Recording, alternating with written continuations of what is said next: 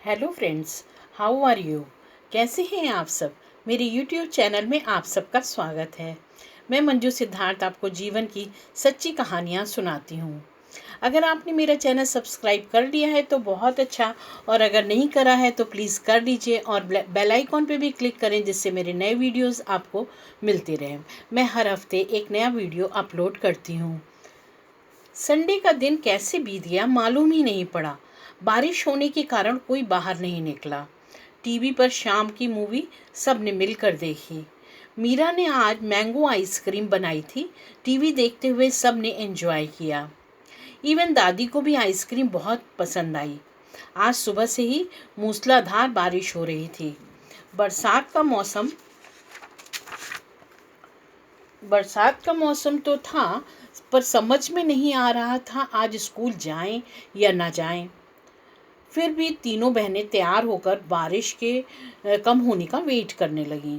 जैसे ही बारिश थोड़ी हल्की हुई, तीनों अपने अपने रेनकोट पहनकर निकल पड़ी। स्वरा पहले से ही चंदा के घर आ गई थी। वह भी साथ थी। रास्ते में और भी बहुत सी लड़कियां मिली, परंतु स्कूल गेट तक पहुंचते पहुंचते चंदा ने देखा सब वापस आ रही हैं। पूछने पर मालूम हुआ आज प्रिंसिपल ने रेनी हॉलीडे घोषित कर दिया है। बारिश काफ़ी तेज हो गई थी। रोड पर एक एक फीट पानी भर गया था। ज्योति ने चंदा का हाथ पकड़ा और मीरा ने स्वरा का। पानी से सराबोर सब घर पहुंचे। चंदा को बहुत मज़ा आ रहा था। देखते ही दादी चिंतित होती। एक एक करके सबको बाथरूम में भेजा। नहा धोकर सूखे कपड़े पहनकर सब चाचा के कमरे में कैरम खेलने बैठ गईं।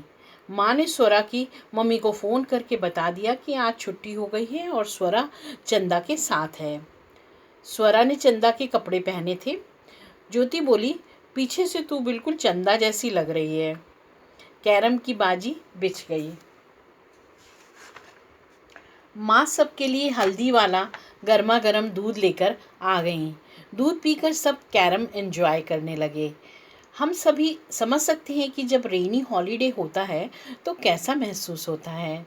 बच्चों को एक त्योहार वाली फीलिंग आ रही थी। माँ किचन में थी। उन्होंने आदेश दिया था कि आधे घंटे के बाद सब अपना टिफ़िन फिनिश करेंगे। कैरम की एक बाजी समाप्त होने पर सब डाइनिंग टेबल पर आ गईं। टीवी पर टॉम एंड जेरी कार्टून आ रहा था। हंसते खिलखिलाते गपशप करते सब ने अपना टिफ़िन फिनिश किया। मीरा ने माँ से फरमाइश की कि माँ आज लंच में मटर पुलाव और खीरे का रायता बनाना। माँ ने सहमति में सिर हिलाया। ज्योति बोली, आज मैं एगलेस केक ट्राई करूँगी। दादी को देखकर बोली, दादी आपको भी खाना पड़ेगा। दादी मुस्कुरा दी। मुस्कुराते समय दादी के गाल में जो डिम्पल पड़ते थे वह बच्चों को बहुत पसंद थे। दादी को हक करके ज्योति ने गाल पर किस किया और सब चाचा के कमरे की ओर भाग गईं। अब लूडो की बाजी जमी थी। स्नेक और लैडर चल रहा था। जब स्नेक किसी को निगलता तो सब चिल्लाने लगती। बाजी अभी बीच में ही थी कि कॉल बेल घनघना उठी। चंदा डोर खोलने भागी। स्वरा के भैया उसे लेने आए थे। अभी भी बारिश हो रही थी। स्वरा का मन जाने का बिल्कुल भी नहीं था, परंतु भैया लेने आए थे तो जाना पड़ा। अब सब ड्राइंग रूम में आकर टीवी देखने लगी। माँ ने कहा, हॉलीडे हो गया है तो पढ़ाई नहीं होगी क्या? लंच के पहले 1 घंटा रिवीजन करना है। बेमन से टीवी ऑफ करके सब पढ़ाई करने बैठ गईं। 2 बजे लंच सर्व करके माँ ने बेटियों को आवाज़ दी। फटाफट किताबें बंद करके सब डाइनिंग रूम की तरफ भागी। माँ ने मटर पुलाव, खीरे का रायता, पापड़ और सूजी के गुलाब जामुन बनाए थे। ज्योति बोली, माँ स्वीट्स में मुझे एगलेस केक बनाना था ना? माँ बोली, बेटा वो तुम शाम के स्नैक्स में बना लेना। माँ ने चंदा से दादी को बुलाने के लिए कहा। दादी अपने रूम में चंदा के लिए एक और गुड़िया बनाने में व्यस्त थी। चंदा दादी के गले से झूल गई और उन्हें लंच के लिए ले चली। सब ने गपशप करते लंच फिनिश किया। गुलाब जामुन बहुत ही सॉफ्ट और स्वादिष्ट बने थे। अब बूंदाबांदी थोड़ी कम हो गई थी। बाहर जाने का तो कोई प्रश्न ही नहीं उठता था। चारों ओर गीला गीला पिचिर पिचिर। ज़्यादा बिजी एरिया में कीचड़ भी हो गई थी। तेज बारिश बूंदाबांदी से अच्छी होती है, मीरा बोली। ज्योति ने दीदी की बात का समर्थन किया और सब दादी की बैठक में पहुंच गईं। खाने के बाद दादी थोड़ा आराम कर रही थी। मीरा को गुड़िया के गाउन पर मशीन चलाने को, ज्योति को दुपट्टे में तुरपाई करने को, चंदा को गुड़िया के बालों के लिए ऊन अरेंज करने को बताकर दादी सो गईं। 1 घंटे बाद उन्होंने उठाने के लिए बोला था। अपने अपने इंटरेस्ट के कामों में तीनों बच्चियां व्यस्त हो गईं। माँ भी थोड़ा आराम करने अपने बेडरूम में चली गईं। 1 घंटे बाद दादी को जगाने के लिए चंदा उनके पास चिपक कर लेट गई। दादी ने आँख खोली। चंदा बोली, दादी कहानी सुनाओ। दादी ने कहा, दिन में कहानी सुनाने से मामा रास्ता भूल जाते हैं। चंदा तपाक से बोली, अभी तो बारिश हो रही है, मामा तो घर पर ही होंगे, रास्ता कैसे भूलेंगे। ज्योति और मीरा हंसने लगीं। दादी ने कहा, जरूरी नहीं है कि कोटा में भी बारिश हो रही हो और फिर काम पड़ने पर छाता लेकर बारिश में भी निकलना पड़ता है।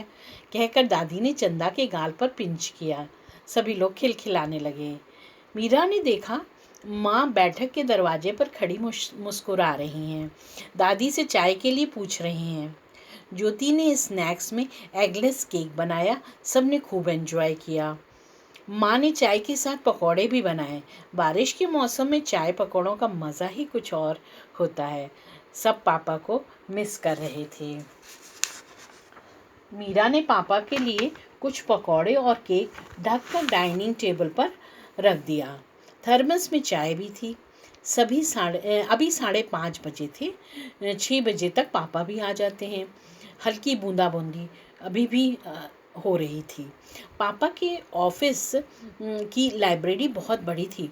उपन्यासों, साहित्यिक किताबों के साथ कॉमिक्स और मैगजीन्स भी होती थी। आज इस वीक की मैगजीन और कॉमिक्स पापा इशू कराकर लाने वाले थे। तीनों बहनें बेसब्री से इंतजार कर रही थीं। बार बार बालकनी के चक्कर लग रहे थे। अचानक चंदा को पापा दूर से आते हुए दिखे।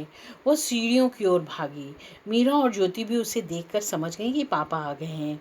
तीनों धड़धड़ाती हुई 2-2 सीढ़ियाँ क्रॉस करती नीचे गेट तक पहुँच गईं। चंदा ने पापा से किताबों वाला बैग ले लिया। आज बस इतना ही, फिर मिलते हैं। ओके, बाय बाय दोस्तों।